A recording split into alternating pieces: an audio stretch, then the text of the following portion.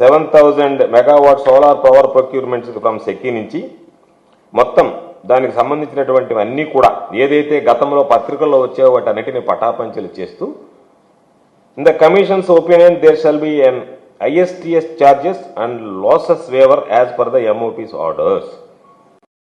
ISTS అంటే inter state transmission. దానికి సంబంధించి గతంలో చెప్పాం మేము. చెప్తే పత్రికలు కానీ చంద్రబాబు నాయుడు గారు కానీ ఏమీ లేదు, ₹2.49 అవన్నీ అదనంగా పడతాయని చెప్పి పదే పదే ఆయన మాట్లాడడం జరిగింది. దాంతోపాటు స్పష్టంగా నీట్గా రాశాడు. దీనిలో regulated contracts like subject PSS cannot be cancelled sumoto as requested by the stakeholders. కాబట్టి దీంతో స్పష్టంగా అన్ని విషయాలు మాట్లాడుతూ the commission found no reason not to include 4,000 megawatts out of 7,000 megawatts. అంటే 4,000 మెగావాట్లు 7,000 మెగావాట్లో 4,000 మెగావాట్లు ఈరోజు ఇంక్లూడ్ చేయడానికి ఎటువంటి అభ్యంతరము లేదనేటువంటిది ఈరోజు ఎలక్ట్రిసిటీ రెగ్యులేటరీ కమిషన్ స్పష్టంగా ఇచ్చినటువంటి రిటైల్ సప్లై టారిఫ్లో పేర్కొనడం జరిగింది. ఈరోజు మీరు సమాధానం చెప్పాల్సింది, మీరు ఇంతవరకు ఏదైతే ఇంటర్ స్టేట్ ట్రాన్స్మిషన్ ఛార్జెస్ వర్తించదని మీరు ఏదైతే చెప్పారో దానికి ఈరోజు మీరు సమాధానం చెప్పాల్సినటువంటి అవసరం ఉంది. చంద్రబాబు నాయుడు ఆయన మీడియా ఆయనకు సంబంధించినటువంటి సైకో బ్యాచ్ ఎంత దుర్మార్గంగా ఈ విషయంలో వ్యవహరించాయనేటువంటి దాని మీద కూడా స్పష్టత ఇవ్వాల్సినటువంటి అవసరం. సెకీతో ఒప్పందం మీద లంచాలు వచ్చాయి జగన్మోహన్ రెడ్డి గారికి, దాని ద్వారా అమెరికాలో ఒక కేసు బుక్ అయింది, ఇండియాలో కూడా కేసు బుక్ అవుతుంది, ఆంధ్రాలో కూడా కేసు బుక్ అవుతుందని చెప్పి రకరకాలైనటువంటి వార్తలు రోజు పత్రికల్లో వచ్చాయి, రోజు టీవీల్లో చూపించారు.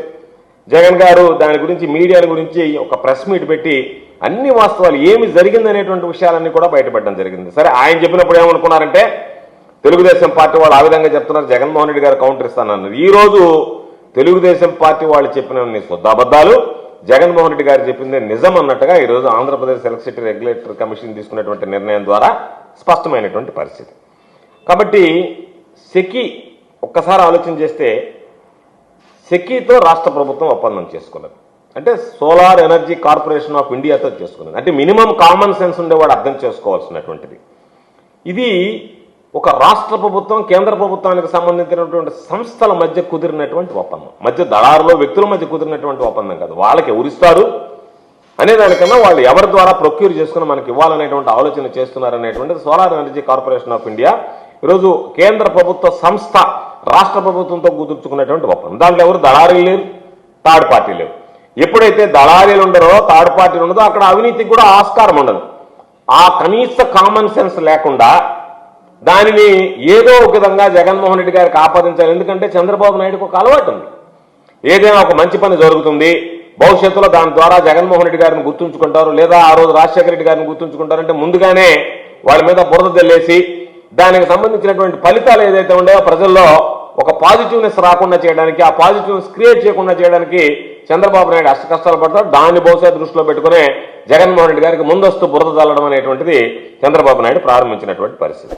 కాబట్టి చరిత్రలో ఇది నిజంగా చరిత్రలో ఆంధ్ర రాష్ట్ర చరిత్రలో ఎన్నడూ లేనటువంటి విధంగా అతి తక్కువ ధరకు ₹2.49 ఒప్పందం చేసుకుంటే జగన్మోహన్ రెడ్డి గారు చేసినటువంటి ప్రయత్నాన్ని అభినందించాల్సినటువంటి పత్రికలు కానీ అభినందించాల్సినటువంటి తర్వాత వచ్చినటువంటి ప్రభుత్వం ఏదైనా కావచ్చు వాస్తవాలుగా మాట్లాడాలి, నిజాలుగా మాట్లాడాలి. దానిని మరుగున పరిచే విధంగా ఆయనని ఏదో ఒక విధంగా దానిలో ఒక మరక అంటించేటువంటి విధంగా కట్టుకొతలడం జరిగింది.